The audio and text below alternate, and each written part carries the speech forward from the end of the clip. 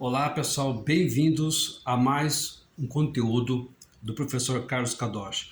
Bom, hoje eu vou estar falando sobre um tema muito relevante e que você precisa refletir sobre o tema e não cometer bobagens, né? Vou estar falando sobre as origens do feminicídio, né? Isso é um alerta, né, para aqueles machões, aqueles homens violentos, aqueles que bebem, né? Então, atente-se, porque o feminicídio é uma lei, né, que foi criada em 2015 e que o homem que cometer esse ato odiondo está cometendo um crime hediondo. Então atente-se, viu gente? Cuidado com as suas ações, cuidado com os seus pensamentos. A mulher não é a sua propriedade, ela é a sua companheira. Bom, o termo, né, criado, né, feminicídio, foi criado por uma socióloga sul-africana chamada Diana Russell, que sentiu a necessidade de chamar a atenção para o tema, porque literalmente é uma guerra contra as mulheres, infelizmente.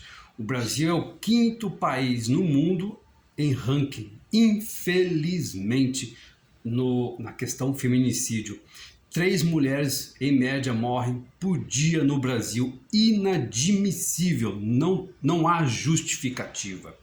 Porém, né, a minha visão de historiador é que isso existe algumas causas, e aqui eu estou fazendo um ensaio, não é algo extremamente, é um ensaio, são pareceres em relação a essa cultura patriarcal e machista. Bom, ela fez vários estudos, né, sobre o comportamento agressivo desses homens. E há um estudo curioso que ela estudou sobre a influência da pornografia no comportamento masculino.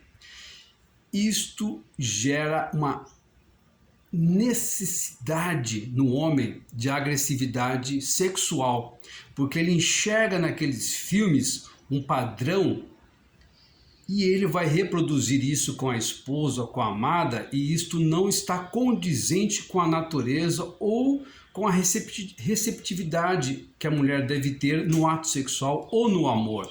Então a pornografia, segundo esse estudo da Diana Russell, ela influencia, né, muitos homens a se mal comportarem, a se tornarem agressivos. Não justifica, mas infelizmente esse tipo de conteúdo na mente de pessoas fracas, né, de pessoas que não têm reflexão, por exemplo, eu não tenho sentido, né, você assistir pornografia e você se transformar num homem cruel, agressivo sexualmente, ou querendo que a mulher reproduza aquilo, que satisfaça aquele desejo, ou que você tente reproduzir aquilo que você viu com a sua amada.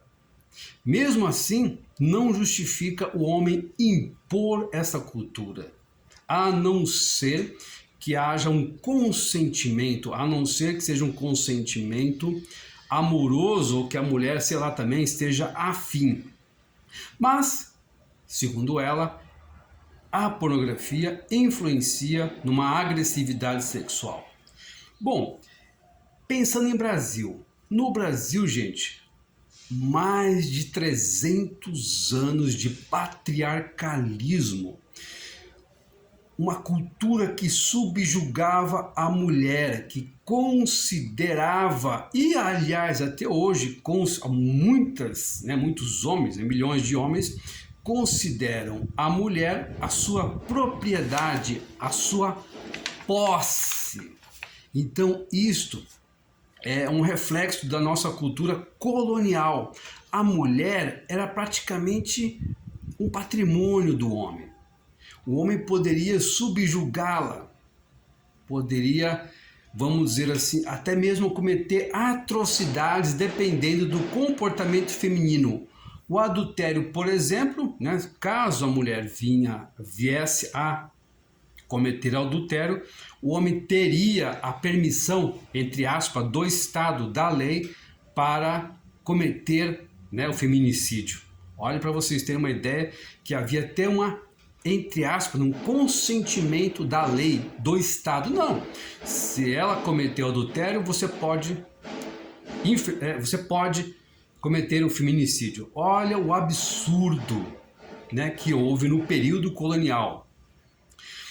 Bom, além de tudo isso, né, além desse absurdo, havia o simples fato da Inquisição perceber que havia supostamente a mulher poderia imaginar uma possibilidade de adultério também, ela sofria punições do homem, sendo maltratada, sendo violentada, sendo espancada. Então, para vocês terem uma ideia de que é algo que vem lá do século XVI. Isto é algo que marcou muito a nossa sociedade e que reflete até hoje, infelizmente. É por isso que é importante a educação sexual nas escolas, ou uma orientação sexual adequada. Bom, algo também que contribuiu muito, né, para subjugar a mulher, a igreja. A igreja, ela foi muito complacente, né, com esta cultura patriarcal, com esta violência. Ela era muito punitiva, ela punia as mulheres.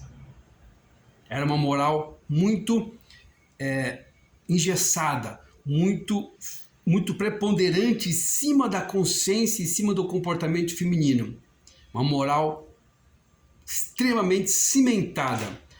Agora, em relação ao homem, ao comportamento masculino, né, era mais flexível, havia uma moral mais, deixa pra lá, é homem mesmo, é a natureza masculina. Então, o que eu quero dizer? Para a mulher, nada. Para o homem, quase tudo. Para vocês terem uma ideia de como que, da onde esse machismo, né? Da onde esse comportamento machista, agressivo.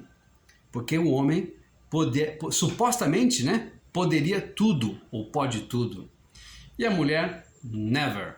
É por isso que muitos homens, né, cometem esses atos insanos, porque já vem dos antepassados. E muitas vezes ele observa isso dentro do lar, ele observa isso dentro da sua casa e depois ele reproduz isso na sociedade, reproduz isso nas escolas e etc e tal, cometendo insanidades.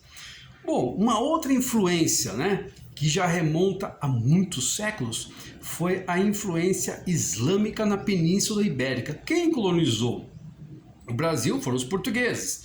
Na América, né, os espanhóis. Só que essa influência ibérica, ela remonta à cultura islâmica de achar que a mulher é propriedade sua e que ele pode ter quantas mulheres desejar. Né? Para vocês terem uma ideia de que como isso remonta a milênios, né? E que influencia até hoje a nossa sociedade. Para vocês terem uma ideia, nos países islâmicos, até recentemente, né, uma menina que estava no Irã, que não tinha, enfim, que o véu, né, não estava adequado, ela foi assassinada pelo Estado, né?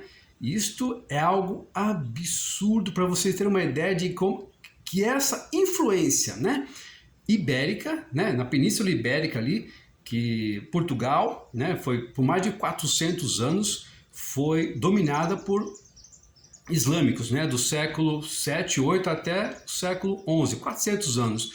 E aquela região ali da Andaluzia, da região andaluza da Espanha, o sul da Espanha, também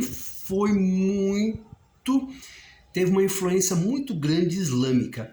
E essa influência, né, deu a entender, né, para muitos homens, isso influenciou, né, os portugueses, influenciaram os portugueses, os espanhóis, não. Se os islâmicos, né, algo assim que permitiu, entre aspas, que o português e que o espanhol pensasse dessa maneira patriarcal, dessa maneira dominante, dessa maneira de possuir a mulher. É isso que eu quero dizer. Então, são milênios, né, de influências patriarcais, de influências que consideravam a mulher um patrimônio. assim como os negros. Os negros, infelizmente, por mais de 300 anos no Brasil, não só no Brasil, como em outras colônias, era considerado mercadoria, não era considerado um ser humano. E com o aval da igreja, a igreja considerava o negro um ser sem alma. Olha o absurdo, né, de uma influência numa sociedade e que reflete até os dias atuais. Então, a mulher considerada, era muitas vezes considerada propriedade, assim como o negro. Então, gente, é bom a gente refletir sobre o tema e, no meu ponto de vista, algo que deveria ser colocado urgentemente na sociedade é uma educação, uma orientação, trabalhar, né, com esses temas que eu trabalho nos livros, sexo tântrico, sexo taoísta, prática careza de carinhos antes de anteceder o ato sexual, porque muitas vezes há um ato sexual agressivo sem o consentimento feminino. O marido se sente no direito, porque supostamente é propriedade dele, a mulher, e ele, às vezes, muitas vezes, sem consentimento da esposa, ou seja, um estupro dentro do casamento. Às vezes a mulher não está bem, não há um consentimento, não há um carinho, não há uma resposta afetiva, não há uma resposta amorosa e ele se acha no direito.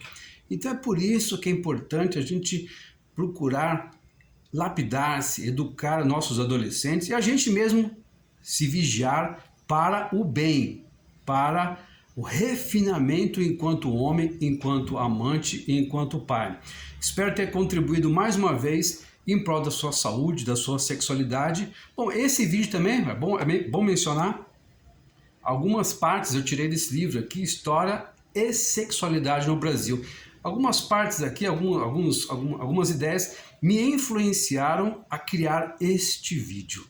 Graças ao Ronaldo Vanfas, um historiador já aposentado, mas uma excelente referência e intelectual. Obrigado a todos, até o próximo conteúdo.